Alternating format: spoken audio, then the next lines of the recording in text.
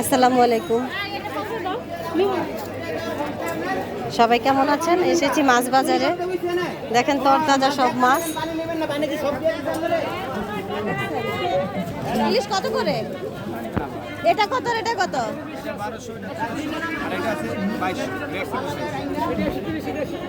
আপনার নারকেল কত?